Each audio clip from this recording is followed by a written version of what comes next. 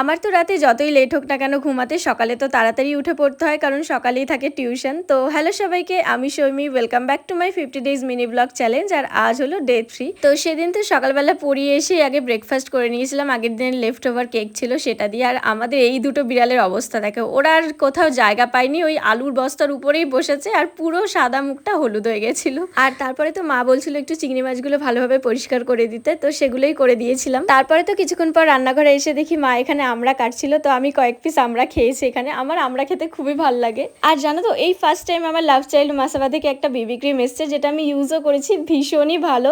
তো আমার কয়েকটা কোলাবোরেশন শ্যুট ছিল, তো সেগুলো নিয়েই বসলাম। আর এই নাইকার যে পারফিউমটা ছিল সেটার একটা আউটডোর শ্যুট করতে হতো, তো সেটাই কমপ্লিট করলাম। তো তারপরেই চলে আসলাম সানসের এখানে পুজো দিতে। আর আজকে অনেক কটা পদ্ম ফুল ছিল, তো আমি তো খুব সুন্দর করে সাজিয়ে এখানে পুজো দিয়েছিলাম। তারপরেই চলে আসলাম লাঞ্চ করতে। আর লাঞ্চটা আজকে সিম্পলই ছিল। আর সন্ধ্যের দিকে মাইনে ছিল ভেজিটেবল চপ আর আলুর চপ। আমার সত্যি কথা বলতে ভেজিটেবল চপটা অতটাও ভালো লাগেনি, তবে আলুর চপটা ভীষণই ভালো ছিল খেতে। তো তোমাদের যদি আমার ভিডিও ভালো লাগে তাহলে অবশ্যই চ্যানেলটা সাবস্ক্রাইব করে দিও।